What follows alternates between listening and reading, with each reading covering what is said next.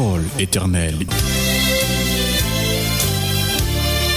Terre, terre, terre, écoute la parole de l'Éternel.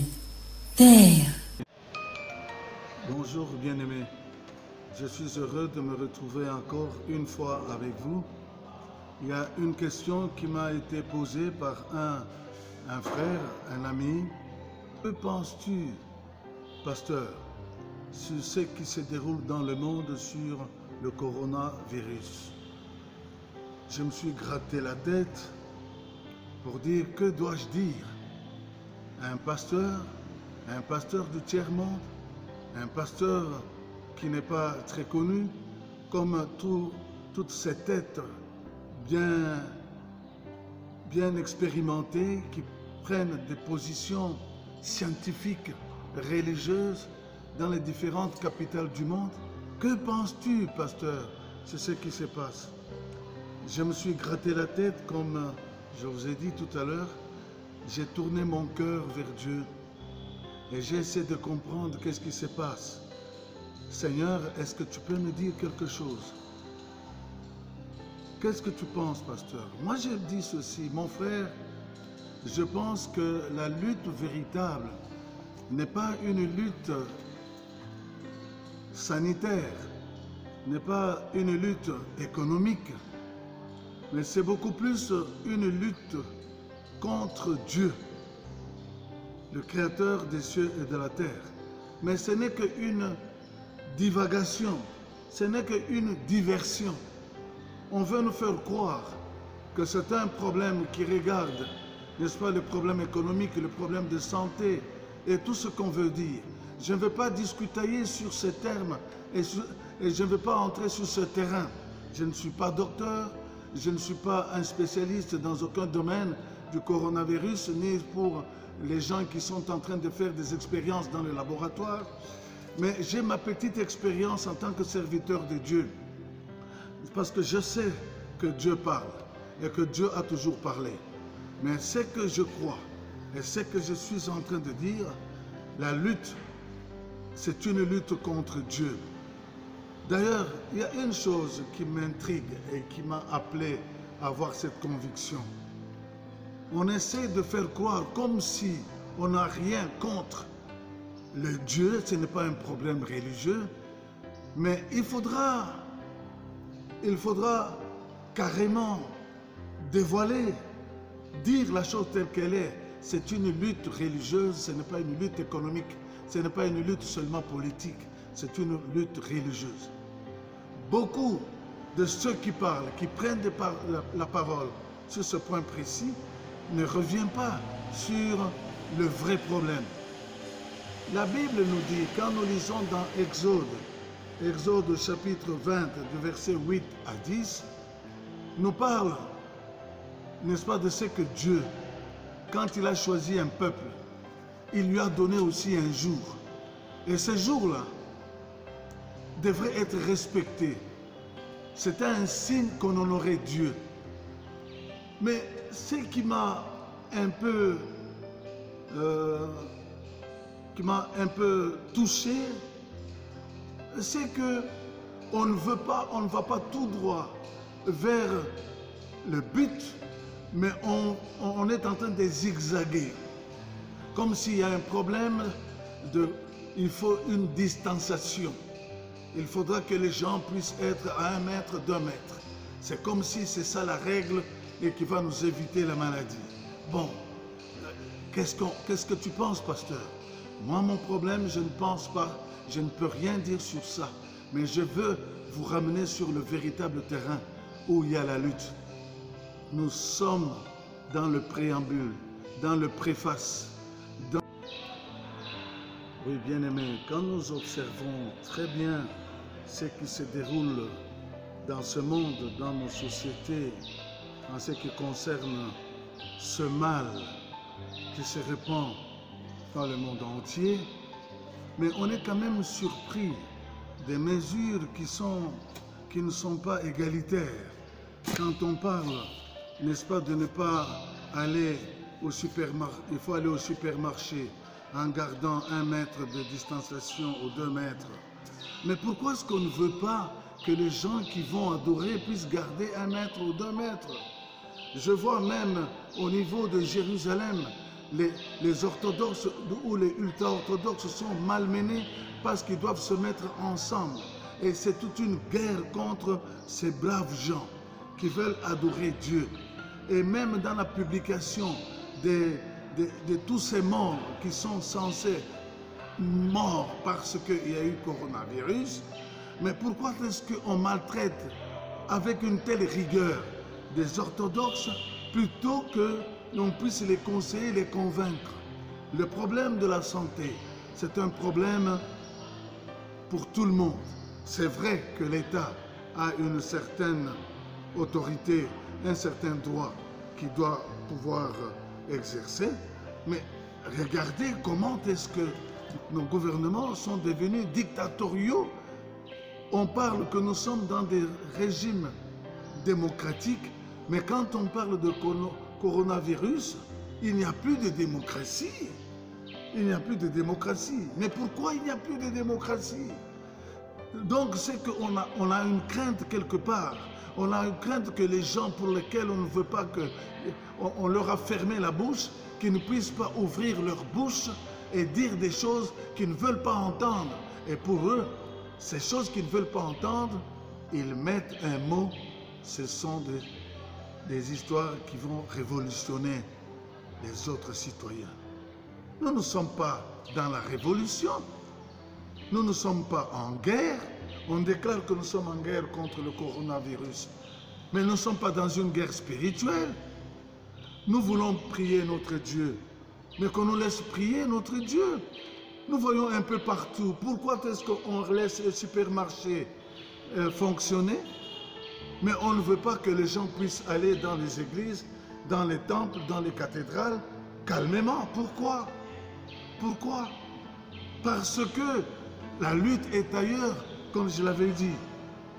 Bien-aimés en Christ, quand nous lisons dans Exode, au chapitre 20, du verset 8 à 10. Souviens-toi du jour du repos, pour le sanctifier. Tu travailleras 6 jours, et tu feras tout ton ouvrage. Mais le 7e jour est le jour du repos de l'Éternel, ton Dieu. Tu ne feras aucun ouvrage, ni toi, ni ton fils, ni ta fille, ni ton serviteur, ni ta servante, ni ton bétail, ni l'étranger qui est dans tes portes. En vain. Souviens-toi du jour du repos, pour le sanctifier. Tu travailleras 6 jours, et tu feras tout ton ouvrage. Mais le 7e jour est le jour du repos de l'Éternel, ton Dieu. Tu ne feras aucun ouvrage, ni toi, ni ton fils, ni ta fille. Nous comprenons le problème qu'il y a. Dieu, quand il a institué ce monde, il a institué les sociétés, il a donné le décalogue, ce qu'on dit certains ordres. Les gens préfèrent avantager les usines parce que c'est un problème économique, avantager même d'autres ouvertures, d'autres magasins, mais ils sont fermes en ce qui concerne le rassemblement des chrétiens, les rassemblements des adorateurs de Dieu. Pourquoi? Il y a anguille sous roche. Pourquoi ne pas dire que si vous allez dans le temple, si vous allez dans les églises, vous y restez aussi à une certaine distanciation? Non, on dit dans les églises, on ferme le lieu de culte. Parce que le problème, comme je vous dis, on est en train de zigzaguer. Le problème, c'est la lutte entre Dieu et celui qui va se prétendre être le patron de ce monde, le Vicarius Filii Dei. Bien-aimé en Christ, il y a une chose que je voudrais souligner. Dans ce monde, on veut remplacer Dieu à tous les niveaux. Comme je vous en avais parlé l'autre fois, sur le plan politique, les sociétés et les hommes ont essayé de détrôner Dieu. Ce que nous appelons la tour de Babel. Non seulement sur le plan politique, sur le plan sociétal, sur le plan religieux, sur tous les plans, mais ici nous voyons même dans la loi de Dieu, Dieu a institué un jour pour qu'on puisse l'adorer. Pour vous montrer de quelle manière subtile les hommes veulent faire passer un problème comme si c'était un problème ordinaire, mais pourtant c'est un problème extraordinaire, important. Non, c'est pas important qu'on puisse maintenant louer Dieu tous les samedis. Ça c'est un problème des Juifs, c'est déjà l'Ancien Testament. Mais qui vous dit qu'il y a l'Ancien et le Nouveau Testament? Et qui vous dit qu'il y a entre le Nouveau Testament et l'Ancien Testament, il y a une discordance? Le Nouveau Testament et le Nouveau Testament, ce n'est qu'une prolongation de la même vérité. Une vérité qui est plus éclaircie dans le Nouveau Testament. Cela ne veut pas dire que l'Ancien Testament, ce que Dieu a dit, cela ne compte plus. Alors, si je prenais exemple, c'est-à-dire l'Ancien Testament a dit il ne faut pas tuer, donc dans le Nouveau Testament, il faut tuer maintenant. Vous voyez le décalogue. Il y a des choses qui sont dites et qui sont valables parce que nous devons demeurer des gens, des hommes et des femmes qui adorent Dieu d'une manière correcte. Toute écriture est inspirée de Dieu, utile pour enseigner, corriger, convaincre, instruire. Et si nous comprenons ces choses, nous pouvons aller très loin avec Dieu. C'est ainsi que dans ce qui se passe maintenant, il y a des églises qui disent non. Est-ce que vous savez que le jour de samedi, ce n'est pas le jour des chrétiens? Qui vous dit que ce n'est pas le jour des chrétiens? C'est d'une manière subtile que des gens qui se disent de l'église planétaire ou de l'église universelle veulent dire que non, Dieu a changé. Dieu n'a pas changé. C'est vrai que les jours sont tous égaux, mais pour Dieu, il avait institué un jour pour lequel nous devions l'adorer. Et si dans la Nouvelle Alliance, nous prenons tous les jours comme étant égaux et que nous pouvons adorer Dieu, ce n'est pas mal, mais c'est tromper les gens de dire que le jour de sabbat n'existe plus. Parce que Dieu, c'est le Dieu qui a institué ce jour-là.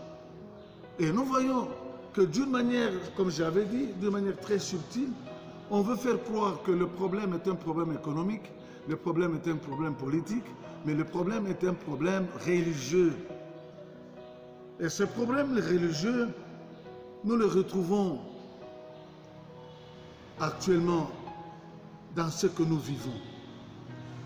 Dans ce que nous vivons. Parce qu'on ne veut pas dire au monde, dans un langage clair et net, qu'il y aura une confrontation terrible tout près de Jérusalem, en Palestine, dans le territoire qu'on appelle la plaine de Megiddo. Il y aura une guerre que beaucoup d'historiens ont intitulée la Troisième Guerre mondiale. Mais maintenant, les dirigeants de ce monde veulent d'une manière subtile essayer de retirer, essayer, n'est-ce pas, d'induire les gens en erreur et de les mettre sur un faux chemin pour qu'ils puissent téléguider les consciences des gens. Et quand ils veulent téléguider les consciences des gens, c'est pour qu'ils puissent transmettre ces gens qui appartiennent à Dieu à un autre qui veut se prévaloir comme étant Dieu, que nous avons appelé l'Antichrist. Le Vicarius Filii Dei, Pontifex Maximus Summus. Bien-aimés en Christ, il est temps que nous puissions sonder les Écritures. Parce que les Écritures, c'est la base même de la connaissance et du savoir que Dieu donne à l'humanité. Si nous ne connaissons pas les Écritures, vous allez dire, moi je suis biologiste, moi je suis atomiste, moi je suis ceci, anatomiste et tout cela. Mais le problème, la base, c'est la connaissance de Dieu. Si nous connaissons Dieu, nous avons la crainte de Dieu, Dieu doit nous donner la compréhension des choses qui sont secondaires à la connaissance de Dieu. Parce que la connaissance de Dieu nous amène à être parmi les vrais adorateurs de Dieu. Et si toi et moi nous sommes parmi les vrais adorateurs de Dieu, nous pouvons être sûrs d'amasser des bénédictions intenses dans ce monde comme dans le monde qui vient. Bien-aimés en Christ, c'est important que nous comprenions ces choses. Et si nous les comprenons, nous pouvons marcher avec Dieu. Nous pouvons être des lampes, n'est-ce pas, pour notre société. Nous pouvons éclairer les lanternes, beaucoup de gens qui sont encore dans les ténèbres. Parce que c'est important qu'un chrétien puisse revenir à la parole de Dieu. Vous savez, dans nos différentes églises, où nous avons des différentes dénominations, où les gens, toutes les églises veulent se dire des églises de Jésus-Christ, mais je crois que pour une âme consciente sait que ce n'est pas parce qu'une église se dit qu'elle est une église universelle qu'elle est église de Dieu. Ce n'est pas parce qu'une église se dit qu'elle est une église chrétienne qu'elle est nécessairement une église chrétienne. Nous devons observer, est-ce que ces églises sont-elles chrétiennes? Est-ce que ceux qui prétendent être des pasteurs de Dieu sont-ils des pasteurs de Dieu? Ceux qui prétendent être des prêtres de Dieu sont-ils des prêtres de Dieu dans l'église de Dieu? Non. C'est pourquoi Dieu, dans son intelligence, a donné à l'homme ce livre que nous appelons Biblos. Et toi et moi, nous avons l'obligation de lire quotidiennement ce qui s'y trouve pour que nous puissions déceler la vérité de Dieu. Parce que c'est cette vérité qui peut nous amener jusqu'à être face à face avec Dieu et de jouir de ce que Dieu a réservé pour toi et moi.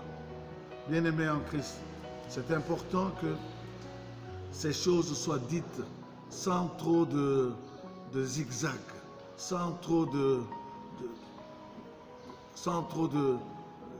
des choses pour lesquelles nous voulons cacher, sans trop de diplomatie. Il est temps que la parole de Dieu soit annoncée avec rigueur. Il est temps que la parole de Dieu soit annoncée dans toute la vérité.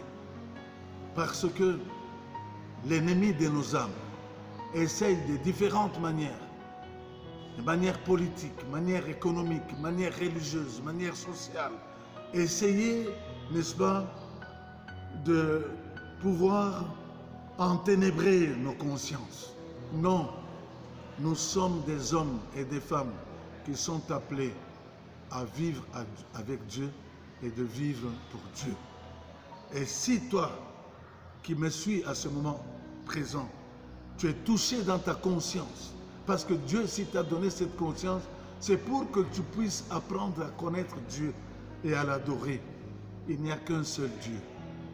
Mon frère, ma soeur, qu'on ne te trompe pas avec toutes ces histoires pseudo-philosophiques, n'est-ce pas, où on dit que l'homme est l'être de lui-même, comme on dit dans le New Age. L'homme n'est pas le Dieu de lui-même. Dieu est le créateur de tout être. Dieu est le créateur de toutes choses, visibles, invisibles, des choses animées, des choses inanimées. Je voudrais revenir à ce problème de coronavirus. Je voudrais vous dire que la parole de Dieu nous dit dans 1 Corinthiens chapitre 13 que le savoir, la connaissance que nous avons va disparaître. Quand nous serons dans ce monde qui va venir, nous n'aurons plus le système d'intelligence que nous avons maintenant pour connaître des choses. Je voudrais vous dire, vous rappeler parfois que vous avez oublié, pour connaître Dieu et connaître la pensée véritable de Dieu, ce n'est pas un problème d'intelligence, ce n'est pas un problème de diplôme, ce n'est pas un problème de théologie de toutes sortes. Non, c'est un problème de révélation de Dieu. Et Dieu nous révèle de plusieurs façons, d'une manière naturelle comme d'une manière surnaturelle. Et quand Dieu veut révéler quelque chose, il se passe bien de ce que les hommes ont pu trouver dans leurs recherches, soi-disant recherches. Mais je voudrais que tu comprennes que le Dieu qui a créé les cieux de la terre, Dieu n'a pas consulter les psychologues pour créer le cœur de l'homme. Bien-aimés en Christ, c'est important. Nous sommes à un moment terriblement difficile, mais faisons attention. Que le Seigneur puisse vous bénir et que vous puissiez continuer à rechercher dans la parole de Dieu ce que Dieu veut te révéler, ce que Dieu veut me révéler. Amen.